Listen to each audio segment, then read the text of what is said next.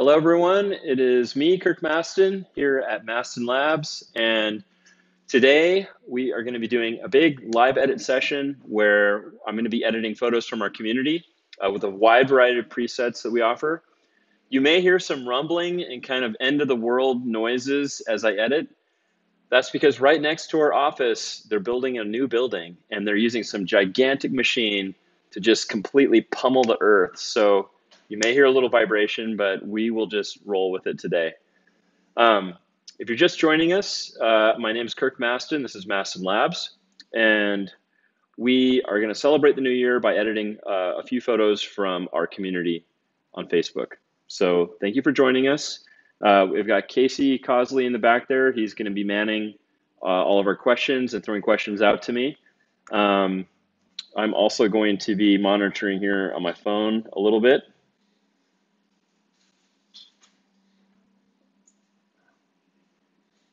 All right. And let's just make sure this is all working. Did I go? Okay. Oh dear. Did I go in? I went into our business page. Oh, okay, great. I'm in the business page. Yes, perfect. It wouldn't be an appropriate start without something happening. Okay. Oh my Lord. So they're building like, I don't know, some massive structure next to us and my feet are shaking. We can roll with this. Oh, okay. Casey is telling me right now, he's right next to me. He's like, dude, I can't even hear it. So, okay, we are good. Okay, everyone, let's do this. We're ready to go. Let's bring it. 2019.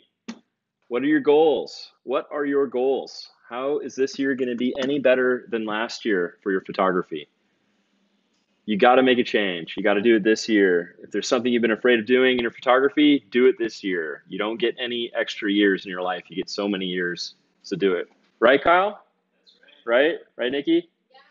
Right, Casey? Right, loud dude over there with the huge machine? Yes. So if there's a personal project you wanted to work on, some experimental new way of doing photography, whatever, you got nothing to lose. It's the beginning of new year, so do it. If you're thinking about upping your game with a really nice base to edit with, I'm just going to say that we offer that. So that could be a New Year's resolution for you as well. So Mastin Labs, yes, go, crush it. All right, so we got Gary Brink, Linda Zawadski. We got a bunch of people joining us here. Some people can't see the live video. Is this true? Might be just you, Linda, but maybe not. Okay, everyone here is telling me it's good. Okay, cool. All right. Let us get started. So I've got a ton of photos here. I've got 45 photos that people have sent in. Two of the biggest questions that I've had leading up to today over the last few days, I get questions about skin tone. I always get questions about skin tone. And often the issue is people say my skin tone is too orange. So I'll be addressing how to get good skin tone and letting you know whether it is the preset that you're choosing, the light that you're shooting in, like the actual color and quality of light you're shooting in, or if it's some other aspect of how you're shooting that is giving you those orange skin tones, which you don't want. The other thing that I'll be addressing, a big question that came up, is how do you recover a really underexposed image? A lot of people in the group see images that are shot super underexposed in RAW, and then they're brought back and they look amazing. And a few people were saying, I can't get those results. I see that in the group, but I don't understand why I can't do that. So I asked the people who asked that question to send in photos. So hopefully I see them in my pile here. I just grabbed them. So if you sent them to me before 2, they should be here. And I will edit those and let you know and diagnose what's going on. So let us get started. We got Victor Rios Garcia. What's up, man? Renz Zagala. Valerio Castilla Jr. Cool. Got a lot of good people here. So let me find an image that has, oh, some really cool images here. This is great. Thank you so much for sending in some super interesting, good images here. I'm stoked. Okay. Gosh, what should we start with? Orange skin tones. Okay.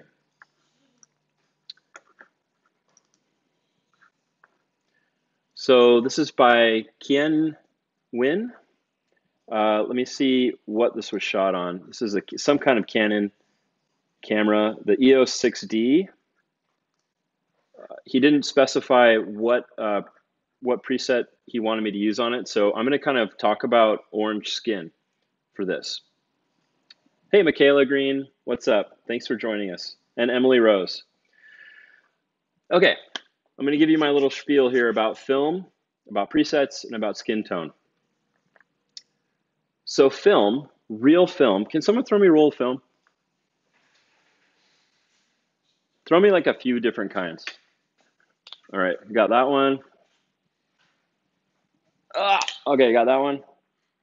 Okay, we got that one. All right. All right, everybody.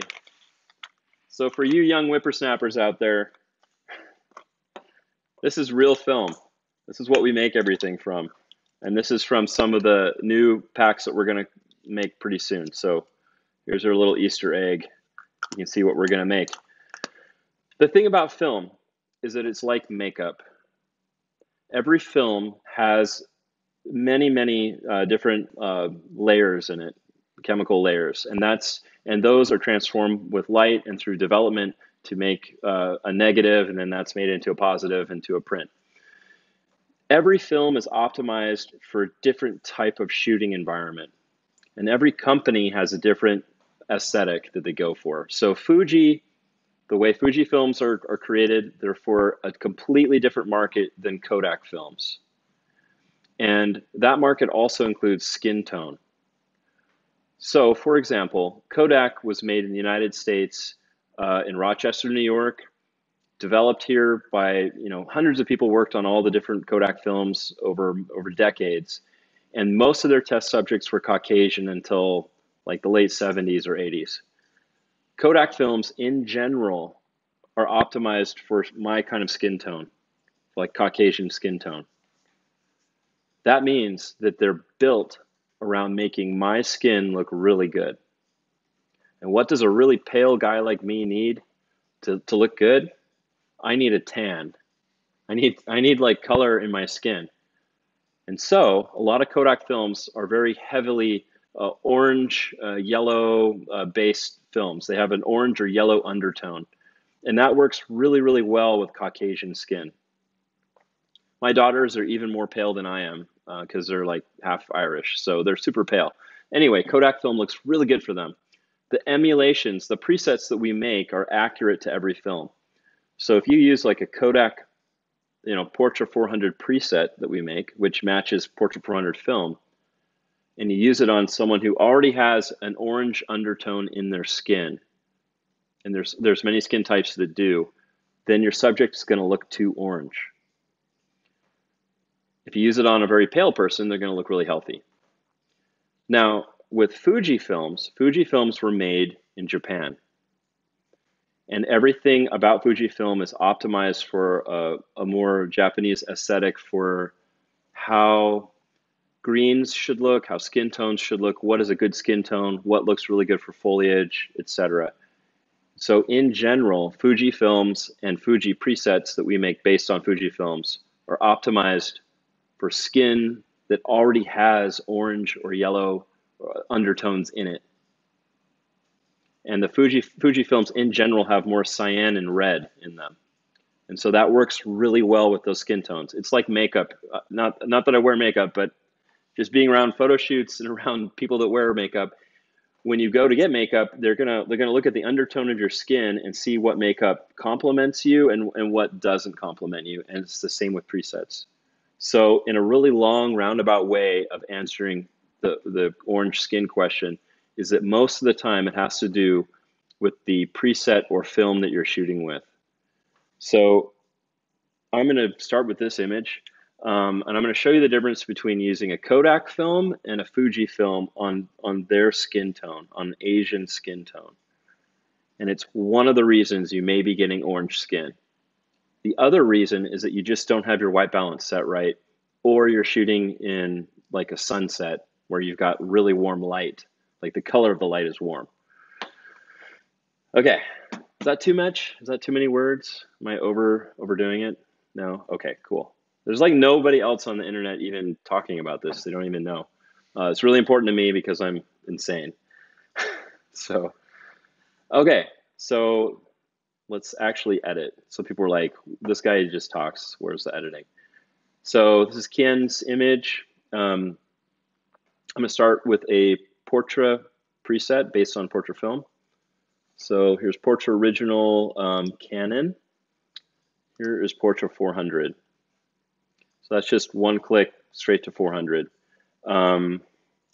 Looking at the image, it honestly looks, I mean, the white balance is already pretty good. It looks a little green to me, so I'm just gonna hover over the tint slider and just hit up and down on, this is the way I edit. I actually hover over the slider I need, and then I hit the up and down arrow on my keyboard because you can get a much finer edit. You can just like go point by point. So I hover over the tint slider, and I'm just gonna hit up a few times. I hit up twice, like I hit the up button twice, and it looks really nicely color corrected for me. I'm gonna hover over a temperature and maybe go up 1 or 2 clicks on my keyboard, like a little bit warmer. That's about it. So this is the, I'll show you the before and after. That's with Portrait 400. It doesn't look bad. I mean, I think it looks fine. It looks great. It's nice and clear and clean, and it looks like a really nice, clean edit. It's not going to go out of style. It's not trendy in a bad way. It looks like film. I'm going to clone this. I'm going to create a virtual copy of it. And then the only difference is I'm going to start with I'm going to reset it, and I'm going to start with a Fuji preset instead. So I'm going to go to, let's see, Fuji 400H. So we're going down to like the OG films. Like these are the big ones. So Portrait 400 is kind of like the main great film that Kodak makes, in my opinion. Although Ektar is pretty amazing, and we'll get to that later. And then Fuji 400H has been like the reigning GOAT, greatest of all time film for wedding photographers for like nearly 3,000 years. It's like all that anyone shoots in Southern California. It has a really nice look. It's very pastel, not very saturated. So this is 400H. It's much more mellow. Again, this image is a little bit green with its basic white balance. So I'm just going to hover over tint and click up, twice. And on this one, I'm going to actually increase the exposure just a little bit. No, that's not fair. I'm going to keep that the same. I usually do Fuji 400 edits a little more overexposed, the same way that I would do with the film. But just to show you kind of side by side, this is Fuji 400H, and that is Portrait 400. I'm going to put them side by side so you can see.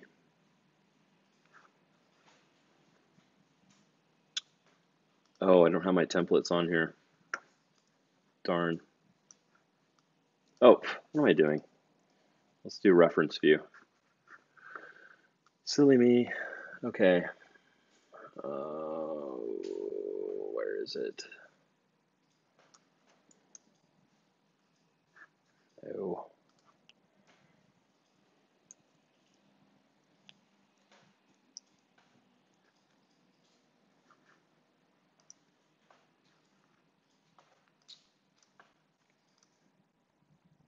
Okay, I promise I'm getting there. All right, guys and girls, all humans. So now you see on the left, you have Portrait 400, and on the right, you've got Fuji 400H. The only thing different between these two photos is the film or preset used. So in the left, you can see that it's got much more of an orange yellow base to the basic film itself. And on the right, you've got the light and airy and kind of sophisticated looking Fuji 400H, which is very kind to Asian skin tones in particular, and also looks really good for Hispanic skin, African American skin, any skin tone that already has some orange or yellow in it, just as an undertone. So hopefully that is helpful. You can kind of fake the Portra 400 to look more like Fuji 400H by just bringing the white balance down, like to cool it off. So I could just cool it off a little bit, and you can get rid of some of that orange, but you can never get rid of it completely. And what I'm doing by doing that is I'm bringing down the global warmth of the entire picture. So like the background, everything else is getting cooler. So by using the right film for the right skin, you're doing it the right way, in my opinion. It would be as though I'm shooting actual film. I would really learn which film works with different skin types and then use those for those situations. So there you go. All right, let me see if I got any good questions here.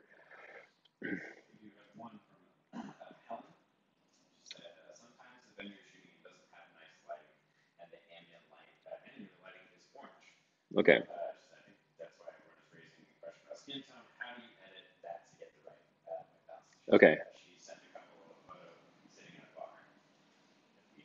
Okay. Okay. So I think we're going to devote a large part of today to orange skin, or just crappy, hard, difficult lighting skin tone edits, if that sounds good to everybody. So Helen asks, sometimes when you're at a venue that you're shooting in doesn't have nice lighting and the ambient lighting is orange, aka tungsten lighting. Okay, every light has a certain Kelvin temperature, which is the color of the light. Sunlight, like from that big burning nuclear orb in the sky, is 5,500 Kelvin most of the time. The tungsten light is 3,200 Kelvin, I believe. Yeah, somewhere around there. Anyway, they're just different colors. And what happens when you mix lights, like you have tungsten inside and the big glowing orb in the sky, when those mix, you can't color correct to both at the same time. It's mixed lighting. It is tricky. If you're in a bar venue and it's just got all tungsten lighting, all tungsten everything, it's still going to be kind of hard to color correct, because there's almost like color pollution from that light source. It's not a clean light like the sun or like an LED light. So we'll get to that in a second. You sent in an image and I'll edit that. And then we had one other question. Can you explain how to edit photos with two different skin tones? Let me see if we have anything like that in here. Thank you, Ken, for sending this photo, by the way. I appreciate it. All right, everyone, let's look here. I don't know if we do. If we don't, I'll give you the short answer.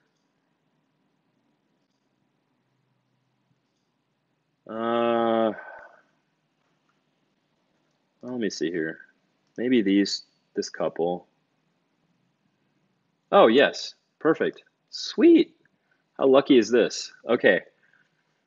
All right, so Caitlin Lane, you just sent this in. We had a question here from Mateo Peros. How do you edit a photo with two different skin tones? Okay, before I even edit, I'm going to give you the short answer. For any given film type or preset, there is really only a best edit for that. So for example, if I'm using Kodak, like Portra 400, that film is suited in most respects towards Caucasian skin. So knowing that, in this situation, I'm going to edit for the woman's skin tone, and everything else is just going to fall where it falls. Because at that point, I know that it's just accurate to how the film will look. If I were to use Fuji 400H, it's going to make the guy's skin tone look better, in my opinion, because it's not going to like pump up that orange. It's going to make her skin tone look kind of like porcelain, like really even, I don't know, more delicate and white. That's not a bad thing. That's kind of an in thing. There's a lot of great photographers like Jose Villa, for example, who shoot mostly Fuji 400H, and it just looks good across a wide range of people. It's not going to give white skin that nice, healthy, I've been tanning glow, but it certainly will still make it look nice and smooth, like porcelain. So I'll give you an example here. Caitlin asked for Fuji pushed. I'm going to do 2 edits. I'm going to do Fuji pushed and then Fuji 400H like not pushed. And I'll do both, Caitlin. So let's see. This is a Nikon file. Fuji Color Original Nikon. All right. So here's Fuji 400H. This image needs to be brightened up a little bit. No big deal. I'm going to do lens correction while I'm down here. Lens correction just corrects the vignetting and the distortion that's introduced by the lens itself. So like the glass in the lens and how shallow depth of field you're shooting in, that will introduce vignetting, which is like darkening from the sides, and distortion. And the lens correction presets that we include with each of our packs just eliminates that and gives you a much better starting point to edit. Although some people like to have that, I'll turn it off, they like to have that vignetting. So, I mean, it's totally up to you. I don't like it, so I always use it. Anyway, back to this. So Fuji 400H, lens correction on. I just increased the exposure. I'm kind of unpacking the image. That's the way I think of it is, nothing is going to blow out because the presets are, the way that they're modeled is that they preserve highlights the same way the film does. So you can bring the exposure up really high and kind of unpack all the tones in the image and make them a lot more even. So just by increasing the exposure, we get to like a pretty nice edit very quickly.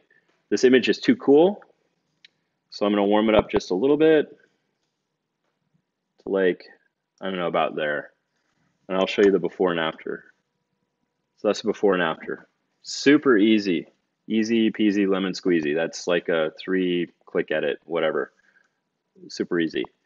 So this is Fuji. So I edited for his skin tone to where his skin tone looks really natural to me. And you can see that the woman's skin tone still looks really good. It looks really natural. It just looks like porcelain. Just looks very fine and delicate. Not a bad thing at all. Okay, let's do this edit again. Okay, I'll do Fuji pushed and then I'll do Portrait 400 and then you guys can look at all of them. So, all right, here is, let's do Fuji pushed. Fuji original or Fuji blah, blah, blah, pushed.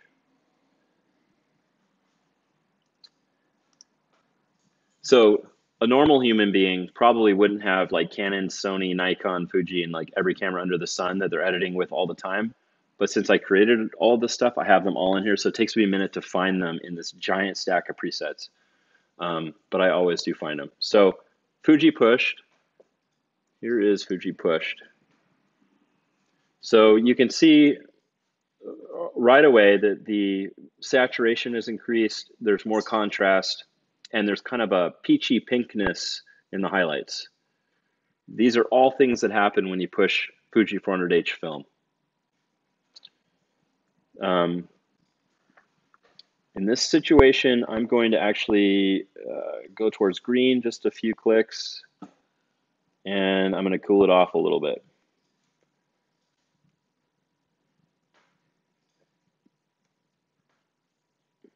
So, I mean, I'm hardly doing any editing. I want everyone to notice something too before I continue. I am not messing with anything under the basic panel. I am not touching it. Please do not mess with the HSL stuff, hue, saturation, luminance. Don't do that until you've like learned everything about film and what film looks like and learn to use the presets in the way that we show you in the tutorials where we keep it really simple, because that is the only way to get lost. I know that with most presets out there, I think, people just expect that they apply it and then they've got to like dial a bunch of stuff back that they don't want. It's like too grainy or too faded or whatever, or they don't like the skin tones and they're just used to like applying the preset and then just like ignoring everything and going right to HSL and just like tweaking the crap out of it, thinking that that's how it has to be. I created all this with the intention that you only have to do 2 or 3 clicks. So please do not use the HSL panel until you've mastered everything. Do not listen to anyone else's opinion about that. Just listen to mine. That's the best. Okay. That was a big detour. So this is Fuji 400H push one stop. Here is the original, the OG Fuji 400H. I'm going to make one more virtual copy, and then I'm going to do Portra 400. Portra 400.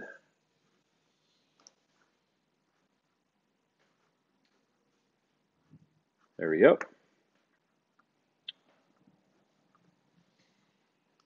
Okay. And I'm going to line all three of these up, and you guys can see kind of the difference.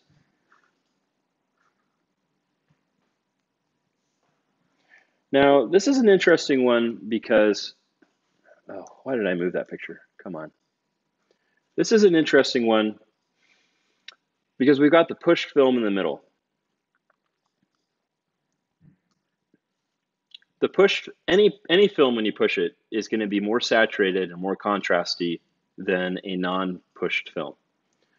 So the one in the middle, so we've got Fuji 400H on the left, Fuji 400H pushed one stop in the middle, and then Portra 400 on the right. You can see there's a big difference in the jacket, the blues in the jacket. It's kind of hard to tell in this photo because, you know, it's only a few colors we're working with here, like mostly skin tone, and his jacket is like a big part of it. The greens are different. There's a subtle like pinky peachness to the pushed one in the middle. But it is definitely more saturated and punchier than the non-pushed films on either side. And I don't know if you can see it at home, but I think his skin tone, the groom skin tone, looks best in the original Fuji 400H, like the OG, the original one, the big time famous one. It just works with his skin really well. When you start pushing, when you go to Portra, you start introducing a little bit too much saturation. Okay. Let's see here. David Truong asks, how would you adjust the blues in the jacket? So this is actually what Fuji 400H does to blue. So if it is too much for you, I would recommend a different film, like if you're actually shooting real film, or a different preset if you want to maintain accuracy to film. If you don't care, if you like most of what the preset's doing, but you don't like that blue shift, which is kind of a trademark of Fuji 400H, you would just go into, and I'm sure that you're referring to this one here. You would go into HSL and you would go to the blue or, I don't know, whatever, blue or aqua, and just bring down the luminance and the saturation. That's it. And I'm not going to leave the HSL panel open all the time because there's too much hard work in there to just show people. But that's basically the idea, is that you would just target just the jacket. Super easy.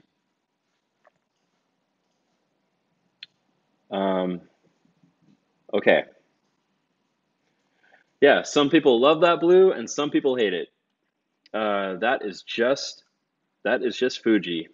That is the interesting thing about developing or having a film company in two completely different cultures and parts of the world, is that human beings in different places will decide for themselves what is beautiful and what looks good. So in Asia, that was just a desirable shift. That was just something that looks really good. Fujifilm is also really known for making the greens really pale and very blue. And I think it looks beautiful, but that is definitely an aesthetic decision.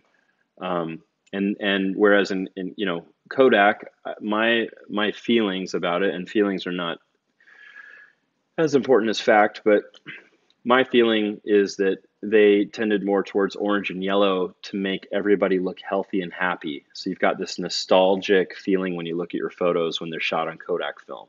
That was important to the people in Rochester. They did a really good job at it. Okay, any more questions here? All right, I'm gonna edit a photo that had trouble with exposure. And then after that, I don't know, sky's the limit. So someone wanted a really underexposed image.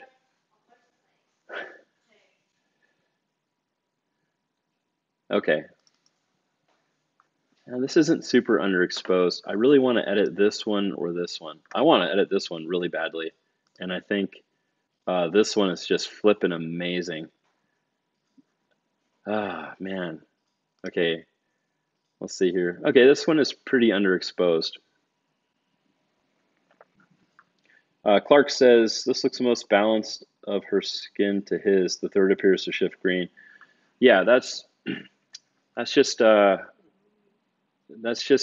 of the consequence of portrait with some skin tones. You could break the rules though. You could correct the green out if you wanted, but then you would start to have other things not quite look right. All right, so Jonathan Cinco sent this in. I chose this photo because we had some people asking, how do you save a super underexposed photo?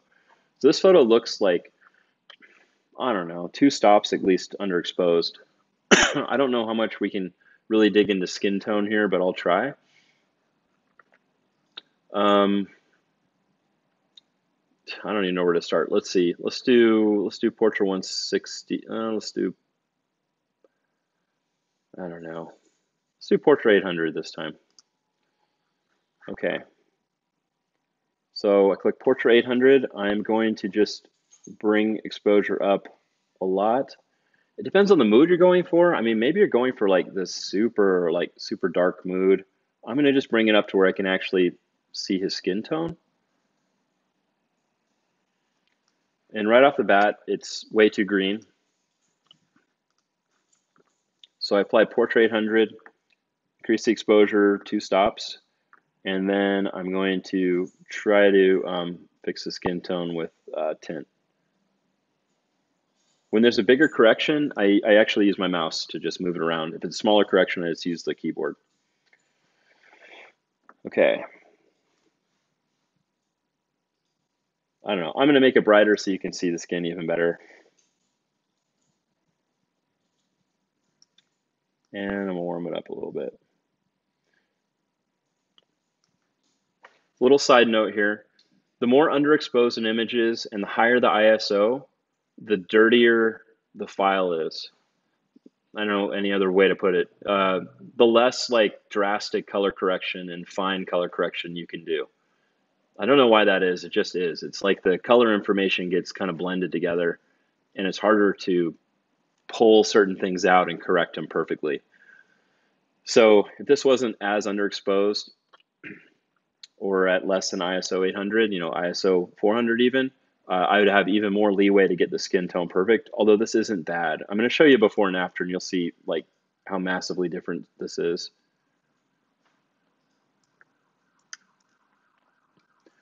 So it's not an image where you can really see anyone really well, but I just want to show you that yes, you can really fix an image that has been drastically underexposed.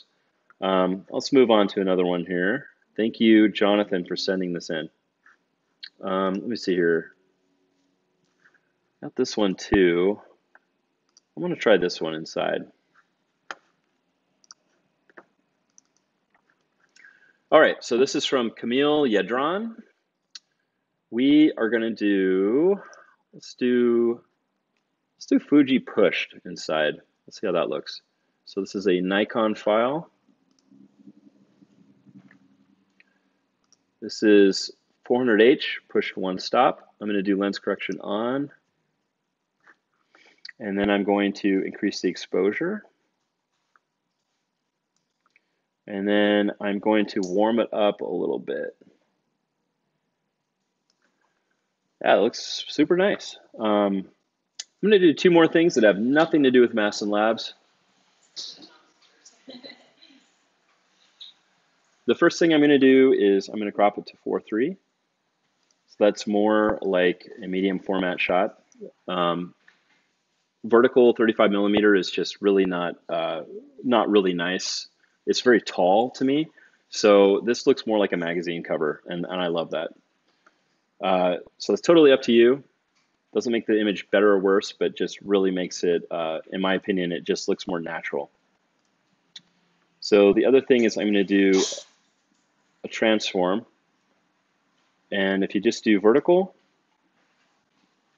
or auto, it's going to look for all the straight lines in the photo, and it's going to try to correct everything as good as possible. Again, this is not something that's like mandatory, but I think it just really like fixes an image in a nice way. Yes. Michelle, she said a question about white balance in general. I remember you saying you have a keen eye for colors. Is there a way to train your eye to correctly estimate white balance without using auto or an off-camera meter? Okay. Okay, great question. I'll say it again because I don't know if they can hear Casey off screen. So the question is there a way to train your eye to see color and to color balance without any kind of like expo disc or what was the other stuff like that, right? An expo disc or tricks or auto white balance or whatever, just like through your eye. The reason I think that I can see color so well is that a long time ago in a galaxy far away, I worked in a little camera store in Idaho selling cameras, restoring photos, and doing prints for people on an old Epson, I don't know, 9000 or something. Anyway, all the software was janky and I had to do all the corrections by eye. So I do like a little test print and be like, okay, that needs a little more magenta or it needs a little more green or cyan or red or whatever. And that's kind of how I learned like a million years ago. Since then, though, I've really determined that that is a critical factor in editing. Whether you use our presets or no presets or someone else's or whatever, is getting that down. And here are a few tricks I've learned to make that easier. We'll start with this photo, for example. None of these photos, as far as I know, used an expo disc or had any kind of white balance help. I'm just doing them by scratch. When I see a photo like this, the first thing I'm looking for are objects that I feel should be neutral. So like her dress, just from my own life experience, I know is either going to be white or it's going to be a little bit cream colored. It's never going to be blue. It's never going to be blue. So like if I go back to the as shot white balance, it's too cool. Like if I go down here and look, this is too cool. That's like the dead giveaway for me. The other thing that I'm looking for is a patch like this baseboard. I know that that's like close to gray, if not maybe a little bit green, but I can look at things that I believe should be neutral and from there determine if there's like a little bit of a global color cast of like green or magenta. Most people can see cool or warm white balance really easily, or like way easier than magenta or green. But magenta and green, the tint slider, that's where you're going to get good skin tone. There's a few other places you can look for it. I'm going to edit this image. Okay, I've never seen it before. It did catch my eye though. It's really cool. This is by Camille Yedron as well. Let's do Fuji 400H. Lens correction, just because. And I'm going to increase the exposure. Now, I would think that most people could see that this image is way too cool. I mean, like, it is just blue, like, except for their skin. And even their skin is like, in some of the shadow areas or around like the top of his head is like blue. Like right here. That's like straight up blue right there. So it's too cool. So the first thing we can do is just warm it up until we get to the realm of reality here. The realm of reality. Oh, great, I should coin that. Okay, so I'm warming it up. Okay, they look pretty good to me. Now, the other thing that I'm looking at now to get skin tone and white balance dialed in is I'm looking at this wall behind them. I've never been here, but I'm going to assume that this wall was pretty much a neutral color. I could be totally wrong, but I'm going to see if I'm right. To me, this wall is a little bit magenta. Now, if you're not used to like really looking at color, you might just go, everything looks fine here. But I've done this for 20 years, so I'm just, again, kind of insane, and this is what I do. So I'm going to see if by adding a little bit of green in the tint slider, I can make them look even better. So I'm just going to do just a tiny bit. So that was like one tap, okay? One tap. So we went from this, and I don't even know if the audience at home can see this, to that. That's one tap on the keyboard, but to me, this is correct. There was just that little bit of magenta, like a haze over it, and now they're perfect. I hope that helps. I might increase the exposure a little bit, and sometimes once I get the tint dialed in on skin tone and on the overall picture, when I get that dialed in, I feel comfortable to increase the temperature more if I want a more warm, like kind of cozy picture. Then I feel comfortable increasing that temperature without feeling like I'm just janking up the whole thing because I'm making an image that's already too magenta, too warm. So now it's like too warm and too magenta, and it gets confusing, and dogs are living with cats, and it's raining while it's sunny, and nothing is right. So just get the tint dialed in, and then you can increase the temperature. So I'm going to increase the temperature just a little bit now, and they still look really good. So there you go. There's my edit of these fine folks. They look really good. That is with Portrait or Fuji Push One Stop. Does that answer your question? Hope that answers your question.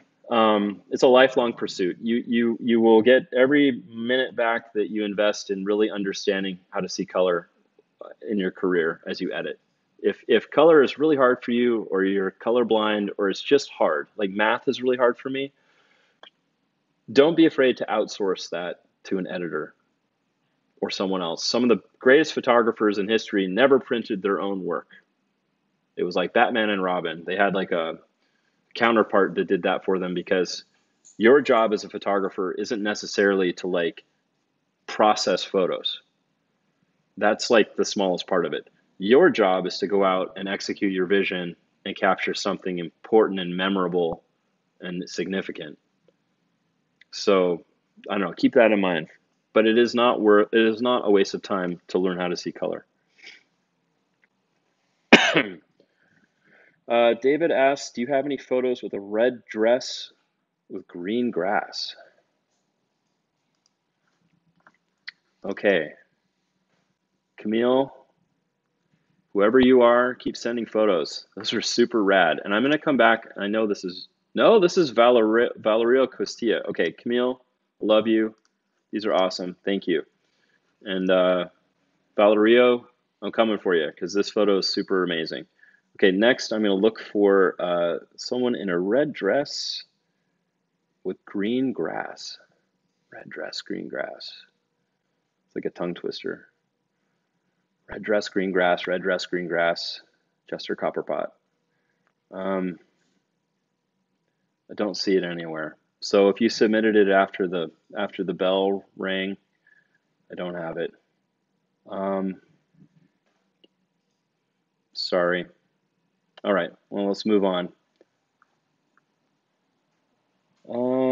Let's see here. Justin asks, when do you use push color and the original color? Well, let's find an image and we'll talk about this. I really want to edit this one. This is so amazing. This is cool. It's shot with an 85. That's great. I would have thought 50. So I'm thinking that this person shoots models because they understand the power of the 85 with compression. It's very flattering. Okay, so Valerio Costilla, thank you for sending this in. You want a Fuji pushed.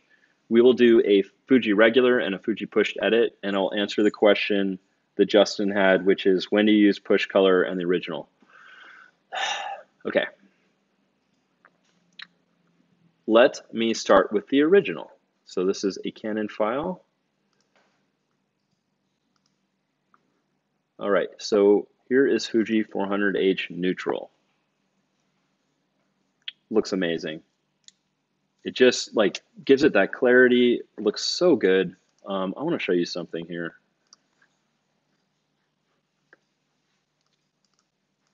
Oh, come on.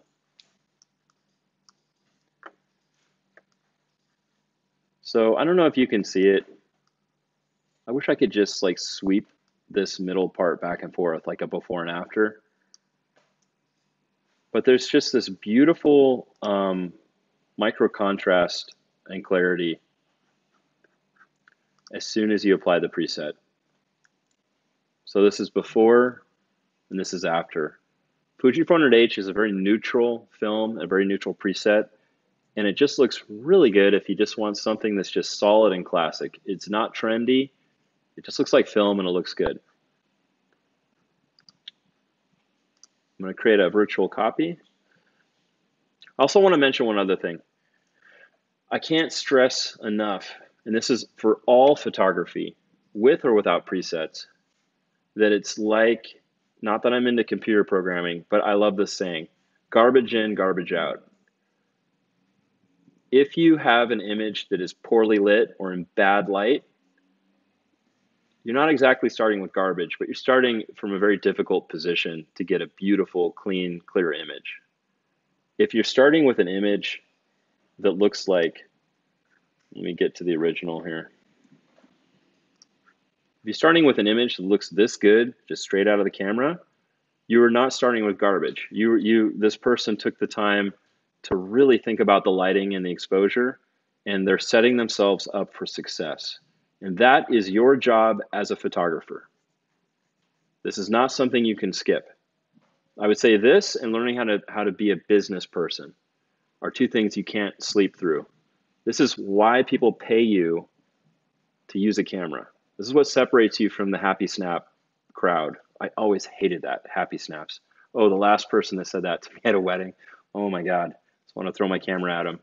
But this is what makes you a professional, is seeing and understanding light. So spend time on it because it is garbage in, garbage out. This is just a beautiful image. Super easy to edit, one click. You can save images that have more difficult lighting, but it's a lot more work. And they'll never be as clean as this. Okay. So this is Fuji 400H. I'm going to show you the difference between this and pushed and why you'd want to use pushed. Let's see, Fuji color pushed. All right, here we go. Okay, so what happens when you push film? A few things. Pushing film means that you're overdeveloping it. So say you had a 200 speed film, but you're in a dark environment and you really wish you would have had 400 speed film. Well, guess what?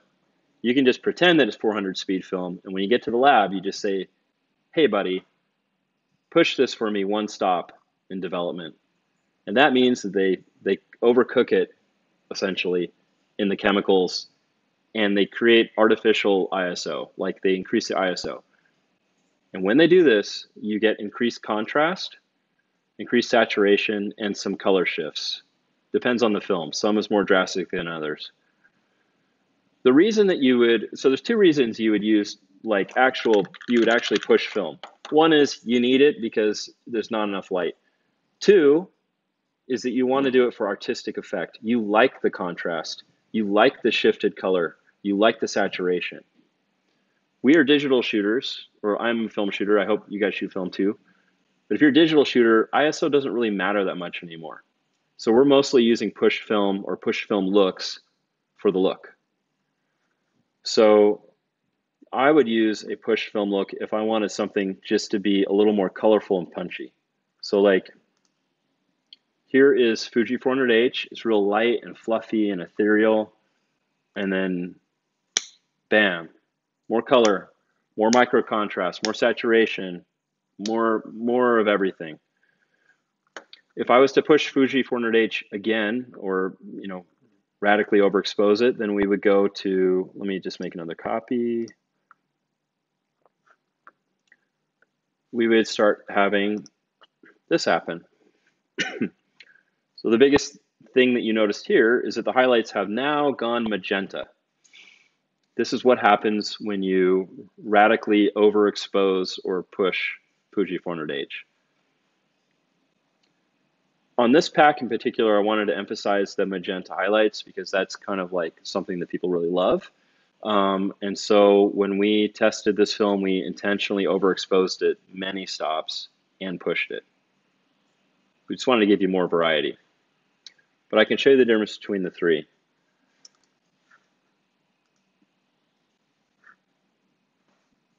There we go. Okay, render. Oh, there we go. Okay.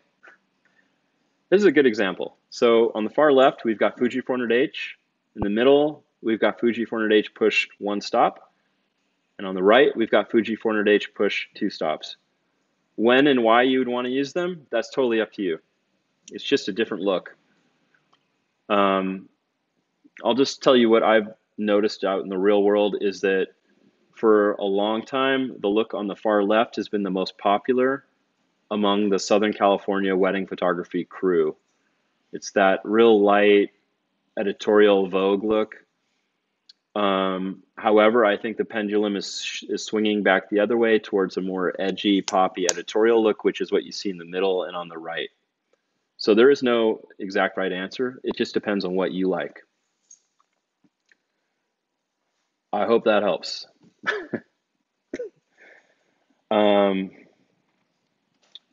Okay. Let's see. Do we have any other questions here? No. Okay, what time are we at? We're at 3. I've already gone an hour. I'll do just a few other quick edits and then we'll just wrap it up. Yeah, I'm excited. We've got Casey Cosley here, our video guru, and as you can see, we are tricking it out. Video is lit. No, that's not good. Okay. Our video is off the chain. It's going to get better and better. Yeah, so I hope you guys enjoy it. We are investing a lot this year in a lot of new things. So, and many, many cool things to come.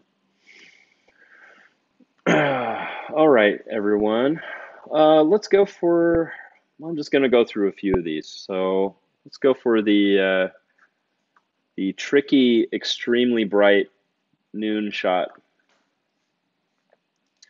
So this is by DJ Arms. Cool ass name. Actually, that's a cool name. DJ Arms. That is a cool name. So this image is tricky because of side light. So it's not shot in the middle of the day because as you can see, there's a big shadow here. However, her back is to the sun and his face is to the sun. I will do an edit of this and I will give you a kind critique, DJ. You've probably shot this direction so you could get the river or lake behind them, but this is a difficult lighting situation because you've probably got 3 stops more light on her back and on his face than anywhere else in the picture, especially the front of her face. So there's going to be some trade-offs here. Like this photo is as far away as you can get from like this in terms of even lighting, or like this. This is like open shade. Open shade is amazing. It just basically means that you're in shadow, but you're outside. So you're not like in a bar, but you're like in nice even light. However, as a 20-year veteran wedding photographer, I get it. This happens all the time. You probably had like 4 seconds to like figure out what to do, and we can make this look awesome. Okay, so we'll start with 400H push. It's a very contrasty preset to begin with, so maybe it's not the best choice. But let's just do it. This is 400H pushed. We're going to use some new tools in the preset pack. For example, the tone profiles. This is a great time to talk about those. Tone profiles are taken from the Fuji Frontier scanner, and they actually are made to help you tame highlights or shadows, or both. So in this case, the highlights are like off the charts. So we're going to do highlight soft. And that starts to bring the highlights back into reality. In fact, you couldn't even see any detail in the back of her dress until we applied that. The next thing I'm going to do is actually cool it down. And I might even do all soft. That means I'm bringing out the detail in the shadows and preserving highlight detail. Cool. So by doing that, I brought out some detail in the shadows. That lets me go down in exposure even a little bit more.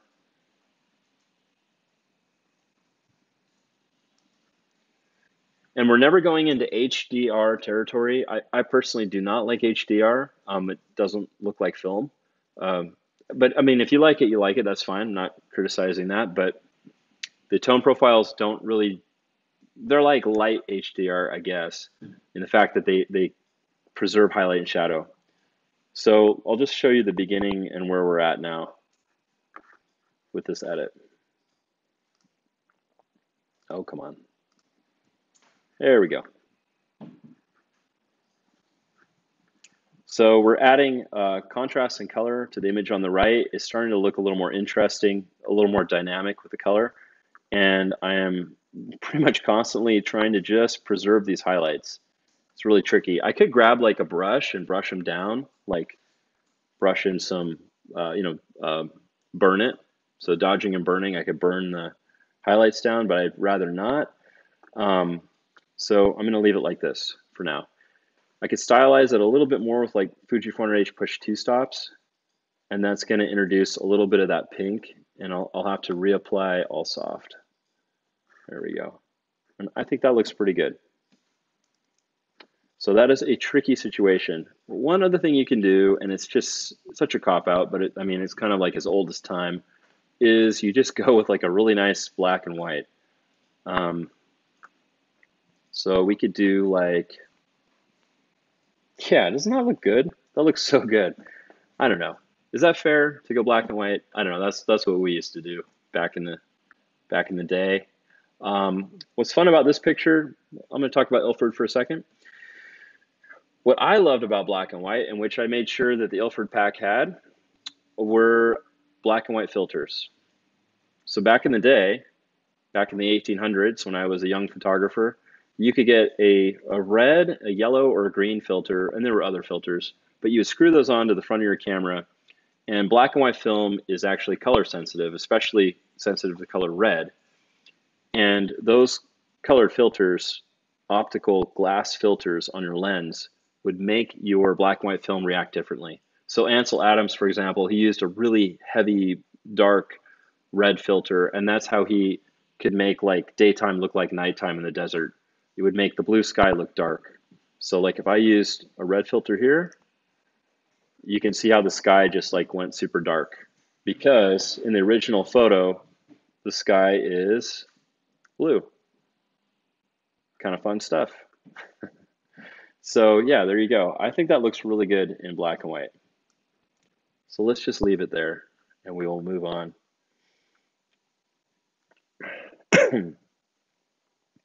Okay, Helen asks, hey DJ, I think you did a good job. Don't feel bad about it at all. I'm not trying to razz you at all. I mean, it's a cool photo. You just had to find the right preset and combination of things to make it work. So I think it looks best this way. Actually, it looks really nice. It looks really dramatic. Okay, so Helen, you want me to do this bar photo? Oh, mixed lighting. Oh, mixed lighting.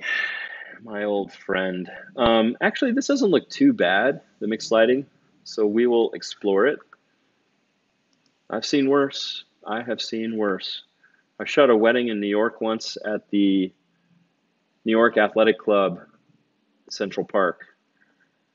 Beautiful wedding, amazing. It was like the most tungsten event of my life. It was like tungsten lights covered in like orange gel. That's how yellow and orange it was. But we made it work. A lot of black and white from that one. Okay, so Helen Kaletsis, Portrait. Portrait original. I'm assuming you want Portrait 400. It it doesn't look that bad. One thing to remember is that no color film, except for some very special films, which we may do something with in the near future, were really made for tungsten light. They were made for daylight balanced film. So shooting Portrait 400 in this situation, if you weren't, if you weren't using a flash or softbox, it's still going to be pretty darn orange. But there are things you can do to unorange it. So this is Portrait 400. The main thing is you can do is just drop the temperature down a little bit. Not a lot, because you don't want it to look like they're in like an Arctic cave, but just a little bit. And then you can play with the tint slider. So he looks a little bit magenta to me. So I can just go down with the tint slider towards green, just a tiny bit. I mean, I'm kind of just futzing with it back and forth. The problem we're facing here is mixed lighting. So these bar, whatever those things are called, does anybody know? The thing that you pull and the beer comes out? Oh my God. You know, the beer handles, whatever. The taps. Okay, the taps. So you can see that they're like really cool, and you can see the side of his head is really cool compared to this side of his face. Why? Because we've got daylight coming in through a window on the left, and then he is lit on the right side of his face by these gnarly tungsten lights hanging above him. These fancy like Bushwick tungsten fancy antique lights. So you've got a blend of two different colors of light coming in, totally different Kelvin amounts. And what you have to do is just figure out where you want to land between them. You can't completely correct for either one. So you kind of just play along that borderline to get the best thing you can. There is no way to get the skin tone you would get here, okay, in a nice neutral, there's no funky lights anywhere. You're never going to get, this is just a raw photo even, you're never going to get the nice perfect skin tone you see here or that you could get here. You're never going to get that here. The only way you could have possibly gotten that beautiful, perfect skin tone is if you would have brought in a giant softbox and put it just like right out off to the side of them and turned off all the crappy light and just pumped them completely with like beautiful 5500 Kelvin light. Then you could get that skin tone. So I hope that helps. So this is Portrait 400. Another thing you could do to maybe tame that is use Fuji instead. Like I said, like a million years ago, Fuji just doesn't have as much orange in it. So that's Fuji. It needs to be, exposure needs to come up. I could drop the temp again on this particular one. That's a little more mellow. So that helps a lot too. I hope that helps. You could get fancy and like drag it into Photoshop and use brushes and brush magenta on and off and all that, but it's just not worth it. The couple doesn't care. They just don't. You care because you're a photographer and you can see these things, but the couple won't notice. Just be very careful of the mixed lighting. And then this would be a great candidate for black and white. If it ain't right, make it black and white. That's what they always say. I just made that up. So there we go, black and white. That's HP5, Delta 3200. You want that super mega grain. And then there's good old Pan F if you want the old super dramatic punch you in the face, black and white. Okay. I think we are good. That was a lot of editing. I hope you guys enjoyed it. We will be doing these live edits at least every month. They're going to be fantastic and getting better and better. And yeah, hope you guys like it. Next time, oh, come on, Lightroom. Come on, Lightroom, you're drunk. Go home. Next time, send in your photos as soon as we open up the floodgate, and that will give you a better chance of being in the edit. Photos that were not edited today, I will carry on to the next session. So if If I didn't get to your photo, and there were a lot of photos, I'll try to get to it next time. And if you guys have any particular questions, you can ask them before the session starts in the comments section, or just tune in and ask them here. And we will try to answer every question now or afterward, after the stream happens. And last thing, all of these live edits will be rebroadcast back into the group. So if you missed it, part of it now, you can watch the whole thing later. So yes, I hope that helps. And Happy New Year. Go out and crush it and do that photo project you've always wanted to do, because you're never going to get more years. This is the year to do it. So thank you and have a good day.